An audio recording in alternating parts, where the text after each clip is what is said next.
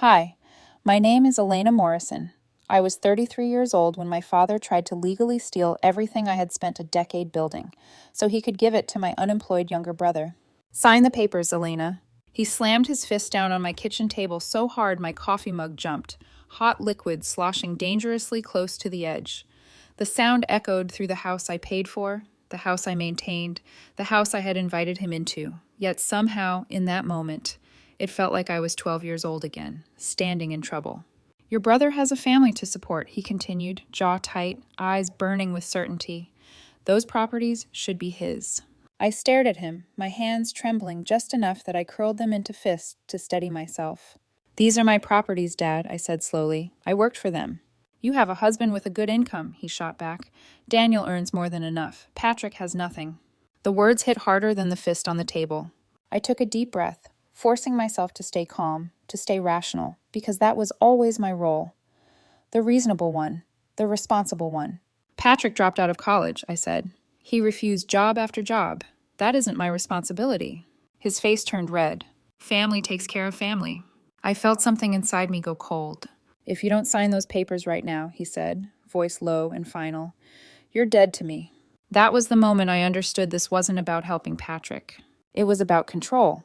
I never imagined my own father would try to force me into financial ruin under the banner of family duty, but that's exactly what happened. Growing up in Charlotte, North Carolina, favoritism was never subtle in our house. Patrick was the golden child, the only son.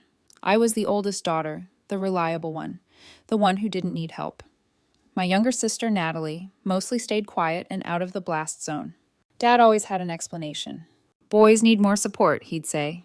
When Patrick got a brand new Mustang at 16 and I saved for my own dented Toyota Corolla, Dad shrugged. He'll have a family to provide for someday. So I learned early not to complain. I went to community college while working full-time at a coffee shop. I studied business administration. I learned to budget down to the dollar. After graduating, I landed a job at a property management company where I met my mentor, an older investor who taught me everything about real estate from the ground up. I lived with roommates. I drove that same beat-up car. I saved aggressively. At 26, I bought my first duplex. I renovated it myself on weekends. Paint under my nails, blisters on my hands, YouTube tutorials playing at midnight. When it finally rented, the cash flow barely cleared the mortgage, but it was mine. Meanwhile, Patrick drifted. He dropped out of college, quit jobs, blamed managers, blamed coworkers, blamed the system. Then he met Lily. She got pregnant 3 months in. They married quickly. Dad helped with a down payment. Patrick lasted 1 year at a warehouse job before quitting again. By the time I owned 4 rental properties, Patrick was delivering food and collecting unemployment. And suddenly, my success wasn't admirable. It was unfair. Dad's comments changed, sharpened. You're lucky, he'd say. Not everyone gets opportunities like you. At Thanksgiving, in front of the entire family, he said it out loud. You could give Patrick one of your properties. That was when I realized something had shifted. 2 weeks later, he brought legal papers to a coffee shop. And 2 weeks after that, he stood in my kitchen, demanding my signature. When he threatened to erase me from the family, I finally said the words he never expected. Then I guess I'm dead to you. I watched my father storm out of my house.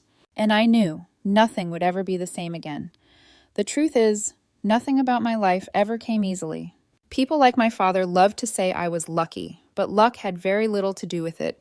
What they never saw were the years I lived with constant exhaustion sitting in my bones, the kind that doesn't go away after sleep, the kind that builds quietly when you are always the one carrying responsibility while someone else is being protected from it. After community college, I didn't celebrate. I went straight to work. The property management company I joined wasn't glamorous. It occupied a narrow brick building wedged between a nail salon and a tax office on the edge of downtown Charlotte. My desk was cramped. My starting pay barely covered rent, but I treated that job like a classroom no college could ever offer. I learned how to screen tenants, how to calculate cash flow down to the cent, how to read contracts without missing buried clauses designed to favor the other side. I learned how to negotiate with contractors who assumed a young woman wouldn't know the difference between a necessary repair and a padded invoice. That assumption worked in my favor. My mentor, a seasoned investor named Raymond, noticed early that I asked different questions than most new hires. I didn't ask how fast money could be made. I asked how fast it could be lost. Real estate rewards patience, he told me once during a long inspection of a worn-down triplex. People who rush always pay for it later. I listened. While my friends upgraded apartments and cars, I stayed put. 3 roommates, 1 bathroom, mold in the corners of the shower, no amount of bleach could fully erase. I tracked every expense in spreadsheets late at night while others scrolled social media. When I bought my first duplex at 26, I didn't tell my family until after closing. I already knew how they would react. Dad nodded politely when I mentioned it over dinner. "That's nice," he said. "Just don't get overextended." Patrick barely looked up from his phone. Renovating that duplex nearly broke me. I worked full days at the management company, then spent evenings and weekends scraping old paint, replacing fixtures, learning to fix things the hard way. There were moments, alone on the floor, covered in dust, when I wondered if I was foolish for trying to do this without help. But I finished. And when the units rented, something shifted inside me. Not pride, certainty. I knew then that I could do this again. 2 years later, I used the equity to buy my second property. By then, I had married Daniel. Daniel was steady in a way that felt almost unreal at first. He didn't compete with my ambition. He didn't feel threatened by it. He worked in tech, earned a solid salary, and never once suggested my rental income should go toward our shared expenses. "This is yours," he told me while holding a paint roller one night. "You built it." That support mattered more than he ever realized. At 33, I owned 4 properties. None were handed to me. None were free. Everyone came with mortgages, maintenance calls, tenant emergencies, and endless paperwork. It wasn't passive income, it was responsibility income. Patrick's life, meanwhile, moved in circles. He dropped out of university after 2 semesters, claiming the program wasn't practical. He bounced through retail jobs, warehouse shifts, short-term gigs, each ending with the same explanation. Management was unfair. Coworkers were toxic. The system was rigged. When Lily became pregnant, Dad shifted fully into rescue mode. He helped with the wedding, the house, the emergencies, the excuses. At family dinners, Patrick talked about how hard things were. Dad nodded sympathetically. When I suggested stability mattered more than passion, I was told I didn't understand. "You've always had it easier," Dad said once. "You had direction." I wanted to scream. Direction isn't given. It's chosen, over and over, when quitting would feel better. By the time Patrick quit his warehouse job, Dad had already decided on a solution. Not for Patrick to change, but for me to compensate. That was the story he told himself. That was the story he told everyone else. And by the time Thanksgiving arrived, he was ready to say it out loud. I didn't know then that dinner would be the beginning of the end. But looking back now, every moment before it feels like foreshadowing I refuse to read. Because the moment my success became something he believed he could redistribute, I was no longer his daughter. I was a resource. Thanksgiving was supposed to be neutral ground. That was what I told myself as Daniel and I drove to my parents' house that afternoon. The familiar suburban streets lined with identical mailboxes and trimmed hedges. I had rehearsed polite responses in my head the entire drive. Short, calm phrases designed to redirect conversation if Dad brought up Patrick again. I should have known better. The house was already loud when we arrived. Lily's kids were running through the living room, shrieking with sugar-fueled energy. The television played football at a volume no one was actually listening to. Mom moved back and forth between the kitchen and dining room, tense but smiling, as if sheer effort could keep everything together. Dad had been drinking since noon. I could tell by the looseness in his voice, the way his opinions spilled out without filter. Dinner started normally enough. Small talk, compliments about the food, updates about Natalie's work and her husband's latest project. Daniel squeezed my knee under the table once, grounding, supportive. Then Dad cleared his throat. "Patrick," he said loudly, lifting his glass, "you ever think about getting into real estate?" My stomach tightened. Patrick shrugged, eyes on his plate. "Not really my thing." "That's only because you don't know enough about it," Dad continued. "Your sister's done pretty well. Maybe she could help you." Daniel stiffened beside me. "We've talked about this," Dad added, turning to the table. "Elena's got 4 properties now. 4! That's more than enough for one person." The room went quiet in that way that feels deliberate, everyone suddenly aware of where this was headed. "Dad," I said carefully, setting my fork down, "my properties aren't something I can just hand out. They're fully rented. They have mortgages. But they make money, he said, dismissive. You could share, help family. Daniel spoke before I could stop him. Elena built that business herself. It's not disposable income. Dad's eyes snapped toward him. I'm not talking to you, he said sharply. This is family business. He is my family, I replied, my voice firmer than I felt. And my rentals are not a charity fund. Natalie stared at her plate.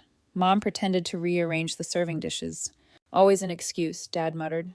Your brother's struggling, and you're hoarding houses. That word, hoarding, landed like a slap.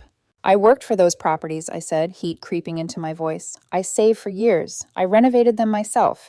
Patrick could do the same. He's had bad luck, Dad snapped. Not everyone gets opportunities like you. I stood up, chair scraping loudly against the floor. We're leaving. Mom tried to intervene. Please, can we just finish dinner? Not until he stops calling me selfish for refusing to give away my livelihood. Dad crossed his arms. I won't apologize for telling the truth. We walked out. The cold air hit my face like a shock. My hands were shaking by the time we reached the car. Daniel didn't say anything. He just held my hand tightly as we drove away. That night, Natalie texted, I'm so sorry. Dad was completely out of line. He's been spiraling over Patrick. I appreciated her support, but the damage was done. 2 weeks later, Dad called and asked to meet for coffee. I agreed, against my better judgment, hoping for an apology. Instead, he brought paperwork. A thick leather folder slid across the small table, nearly knocking over my latte. Transfer documents, he said. I had a lawyer draw them up. I laughed, short, sharp, disbelieving. You can't be serious. You have 4 properties, he said calmly. You don't need all of them. Patrick does. The manipulation was no longer subtle. When I refused, his voice turned cold. So, your retirement matters more than your brother's children eating? I left shaking, heart pounding, knowing something had shifted permanently. That was when the pressure campaign began. Mom called, asking if I could compromise. Lily texted about winter coats and grocery bills. Patrick called awkwardly, asking if we could talk about Dad's idea. I said no. And for the first time in my life, my father decided kindness was no longer enough. He wanted obedience. 2 weeks after the coffee shop meeting, I started sleeping with my phone on the nightstand. Not because I expected emergencies, but because I expected him. Dad had always believed persistence was the same thing as righteousness. If he wanted something badly enough, he assumed the universe would eventually align behind him. Or failing that, people would. So when the doorbell rang on a Tuesday afternoon while Daniel was at work, my chest tightened before I even stood up. I was at the dining table, sorting through tenant invoices and maintenance requests, when I saw him through the frosted glass. He didn't wait for an invitation. The moment I cracked the door, he pushed past me, leather folder tucked under his arm like a weapon he'd already decided to use. We need to settle this, he said, walking straight into my kitchen as if it were still his domain. Dad, this is not a good time, I said, closing the door behind him. You need to leave. He turned, eyes hard. Sign the papers, Elena. He slammed his fist onto my kitchen table, the same table where Daniel and I ate dinner, where we planned our future, where I balanced my books late into the night. Your brother has a family to support, he said. Those properties should be his. They are mine, I shot back. I worked for them. You have a husband with income, he snapped. Patrick has nothing. My voice shook, but I didn't lower it. Patrick dropped out of college. He refused jobs. That is not my responsibility. Family takes care of family, he said coldly. Final decision. If you don't sign right now, you're dead to me. The words echoed in my kitchen, heavy and irreversible. I stared at him, seeing something clearly for the first time. Not anger, not desperation, but entitlement. You don't get to threaten me in my own home, I said quietly. I'm not signing. His mouth twisted. Ungrateful. After everything I've done for you. You gave Patrick everything, I said. I earned what I have. Fine, he spat, crumpling the papers in his fist. Don't come to family events. Don't call me. You're not my daughter anymore. He stormed out, slamming the door so hard a picture frame fell off the wall and shattered. I sat down at the table, hands shaking uncontrollably, and called Daniel. He disowned me, I said as soon as he answered, because I wouldn't give Patrick my properties. I'm coming home, he said immediately. Daniel arrived within 30 minutes, fury radiating off him. This is harassment, he said after I told him everything. This is financial abuse. Hearing someone else name it, abuse, made my stomach drop. The next day I met with a lawyer. Her name was Patricia. She listened without interrupting, flipping through the documents, playing the voicemails Dad had left when I didn't answer his calls. This is coercion, she said finally, and it's escalating. She told me to save everything, every text, every voicemail, every letter. Dad didn't stop. He called from new numbers after I blocked him. He sent handwritten letters accusing me of destroying the family. He showed up unannounced at one of my rental properties during a maintenance visit, yelling in the driveway while my tenant stood frozen in her doorway. "You're going to regret this," he shouted. "You're tearing this family apart." That was the moment I knew this wasn't going to resolve quietly. I filed for a restraining order. I brought documentation, witness statements, voicemails, texts, copies of the transfer papers. The judge granted it. Dad was ordered to stay away from me, my home, and my properties. The fallout was immediate. Mom called, crying. "Couldn't you have handled this privately?" "He showed up at my house," I said. "He harassed me at my rental property." She didn't have an answer. Patrick was furious. Lily sent messages calling me heartless, privileged, cold. Only Natalie stood by me. "You did the right thing," she said over lunch one day. "Dad crossed every line." But losing most of my family felt like a slow amputation. I lay awake at night wondering if I should have compromised, given Patrick one property, found a middle ground. Daniel kept me grounded. "They wanted you to give away years of work because Patrick wouldn't take responsibility. That's not compromise, that's theft." And for the first time, I believed him completely. In the weeks after the restraining order was granted, my life grew quieter and somehow louder at the same time. The constant barrage of calls and messages stopped. No more unknown numbers lighting up my phone. No more letters slipped into my mailbox like accusations disguised as ink and paper. The silence should have been a relief. Instead, it felt like grief. I had lost my father long before the judge signed anything, but the legal boundary made it undeniable.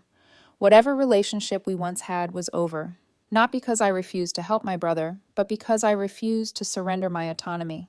The rest of the family fractured quickly.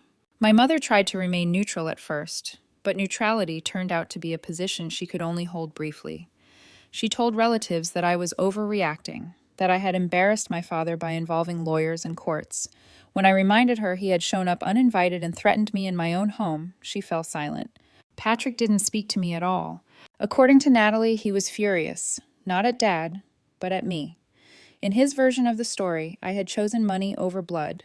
I had humiliated him by refusing to help when he needed it most. The fact that the help demanded required years of my unpaid labor, risk, and discipline never entered the conversation. But something unexpected happened. Without my properties as a safety net he assumed would eventually be his, Patrick was forced to change. Lily gave him an ultimatum: get a stable job, or she would leave. For the first time in his life, Dad didn't step in fast enough to soften the consequences. Patrick took a job in logistics at a shipping company he'd previously dismissed as beneath him. He hated it at first, complained constantly, but he stayed. 6 months turned into a year turned into a promotion. It turned out Patrick was capable all along. He just had never been required to be. Dad's situation, on the other hand, unraveled quietly.